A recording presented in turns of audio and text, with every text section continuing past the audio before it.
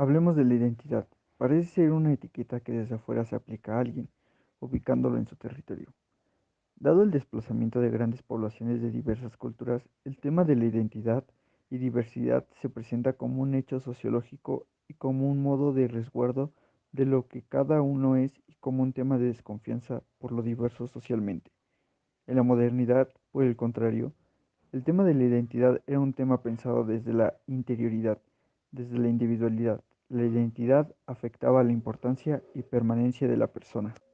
El yo expresa autoconciencia, pero se requiere además la perdurabilidad del mismo para lograr la idea de identidad. Tenemos a Descartes que nos hablará de lo que para él es la identidad. Lo que entendemos como la identidad humana requiere dos condiciones humanas, la realidad del yo y el conocimiento permanente del mismo. Puedo pensarme a mí sin manos, sin ojos, sin carne, sin sangre. Creeré que sin tener sentidos doy falsamente crédito a todas estas cosas. La identidad no es algo material ni accidental del ser humano, sino que se halla en el yo y en la constatación de su perdurabilidad en el tiempo, en el mismo perdurable. Ese yo era de hecho un sujeto, una sustancia pensante, permanente e idéntica en su núcleo. De la duda surgía, entonces, una verdad de la que estaba cierto, pero de esa verdad deducía otra verdad universal, el principio de no contradicción, sin el cual es imposible la identidad. La identidad fundamental se halla en el ser, tomado en toda su universalidad. El ser es idéntico a sí mismo y en consecuencia la mente reconocía que no puede ser y no ser al mismo tiempo. Si somos incapaces de revelar qué es lo real, que existe verdaderamente, entonces no tiene sentido preguntarse por la cuestión de la identidad personal.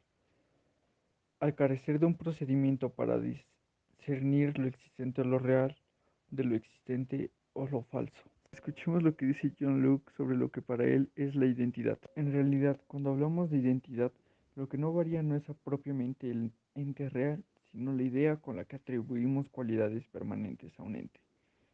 Por esta atribución, un ente es el mismo en nuestra consideración. No hay nada real, permanente e idéntico, sino que nosotros creamos la idea de un núcleo de realidad permanente e idéntica y se la atribuimos a las cosas o personas. Conocemos nuestro propio ser no mediante un razonamiento, sino en forma directa, de modo que no se requiere ni puede haber prueba alguna de él. Nada puede ser para nosotros más evidente que nuestra propia existencia. Habla de su percepción de identidad como algo que existe y no es cambiable y solo la conocemos por nuestra propia existencia. Al hablar de identidades, hablamos dos tipos de ellas. Una podría llamarse identidad ideal, lograda mediante una idea idéntica, como ya lo consideramos, y en este sentido yo puedo considerarme idéntico a mí mismo, aunque he envejecido o he cambiado en mi forma de ser. En realidad se trata de una identidad ideal o de una idea de mi identidad como la que retengo rasgos generales y no considero los rasgos cambiantes. Otra identidad real es pensable si se supone que existe una vida perdurable, como suponemos que existe una sustancia que sustenta los accidentes. En este sentido, la identidad del mismo hombre consiste en la participación de la misma vida, continuada por partículas de materia constantemente fugaces, pero que en esa sucesión están vitalmente unidas al mismo cuerpo organizado. En el mismo hombre como en el animal, lo que otorga identidad al viviente es la vida. Por ello no hay dificultad de admitir la identidad de un embrión de hombre y en ese embrión desarrollado hasta ser el hombre maduro. Ahora bien, si se admite que el hombre está compuesto por cuerpo organizado y por el alma que lo mantiene organizado dándole vida, entonces la identidad humana no se halla ni en el solo cuerpo ni en la sola alma. La identidad de la persona o identidad personal se halla, entonces, en un acto de toma de conciencia con el cual el hombre tiene conciencia de la unidad perdurable del contenido, con sus actos realizados en el pasado, con lo que ha sido de la conciencia, como perteneciente al mismo sujeto que realiza ahora el acto de toma de conciencia en el presente. ¿Qué sucede con alguien que pierde por completo la memoria de algunas partes de su vida, sin que haya posibilidad de recobrarla como una vida perdurable? Ante tal caso se distingue al yo, que designa solamente al hombre, después a la persona. Persona designa el sí mismo. Un mismo hombre no es siempre la misma persona. Si un mismo hombre tuviese en diferentes momentos distintas e incomunicables conciencias, ese mismo hombre sería en diferentes personas en diferentes momentos. En este sentido, las leyes no penalizan de igual manera al mismo hombre cuando está cuerdo que cuando está loco. y se dice que está fuera de sí mismo, lo que significa que lo que constituye al sí mismo de la misma persona ya no está en ese hombre. Resumiendo, mi idea de identidad, la identidad de la persona o identidad personal se halla entonces en un acto de toma de conciencia, con el cual el hombre tiene conciencia de la unidad perdurable del contenido, con sus actos realizados en el pasado, con lo que ha sido, de la conciencia como perteneciente al mismo sujeto que realizará ahora el acto de toma de conciencia en el presente. Termino afirmando, no habiendo conciencia, no hay persona. Ahora escuchemos la idea que tiene David Hume sobre la identidad.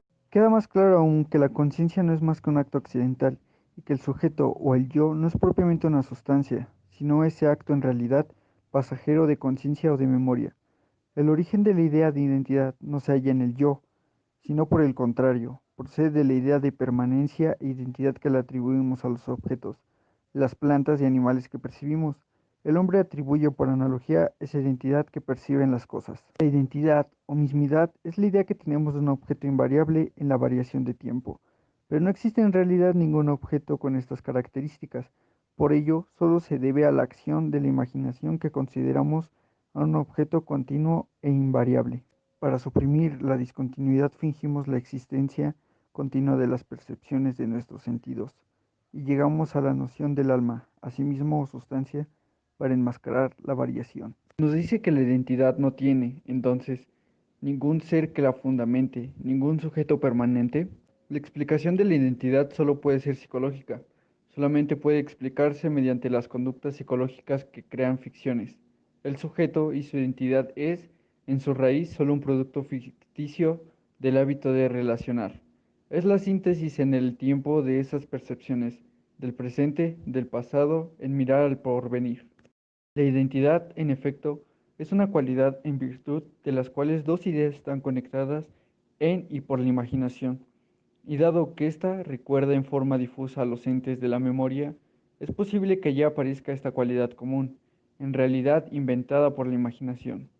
La identidad es una relación universal, es el eje ficticio de todos los actos de un supuesto sujeto. La identidad de la persona se encuentra pues en su propia conciencia. La identidad de la conciencia de sí mismo o autoconciencia en diferentes tiempos es una condición formal de los pensamientos de esa persona y su encadenamiento natural, pero no prueba la identidad numérica del sujeto. Este puede cambiar y sin embargo podrá seguir llamándose yo. Esto es conservar el pensamiento del sujeto precedente. La identidad, la permanencia del sujeto libre y responsable, nos posibilita hablar de persona y de moralidad, de la imputación consecuente por las acciones que previamente realiza la misma persona.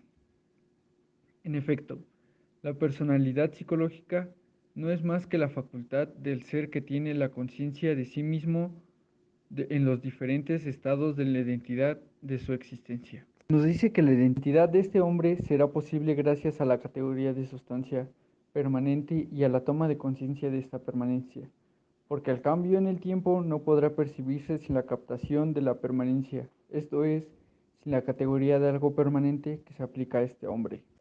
Su permanencia como sustancia es la que permitirá la fijación de la constancia del tiempo como supuesto de toda sucesión y simultaneidad. La personalidad psicológica no es más que la facultad del ser que tiene la conciencia de sí mismo en los diferentes estados de la identidad de su existencia. Gracias, señor Kant, por su punto de vista sobre la identidad. Ahora diré algo que dijo el señor Stuart Hall, que nos dice que si la identidad ha dejado de ser vista como una esencia, si ya no designa unificación, integración, entonces, ¿quién la necesita? Plantea que este concepto lo podemos trabajar desde el enfoque deconstructivo. Las identidades nunca están unificadas y, en los últimos tiempos modernos, progresivamente fragmentadas y fracturadas, nunca singulares sino construidas múltiplemente a través de diferentes discursos, prácticas y posiciones, frecuentemente entrecruzadas y antagónicas. Niego la existencia de identidades auténticas y originarias, basadas en elementos universalmente compartidos. Son reales las diferencias parciales, temporales, contingentes, relaciones en proceso y siempre en busca de completud, de cierre, de sutura. Como conclusión, la identidad se ha instaurado como un concepto diferencial que designa movilidad, transformación, cambio, suturas temporales, un proceso, es decir, el sujeto no nace determinado con una última identidad, sino que la identidad es un proceso de constitución nunca acabado.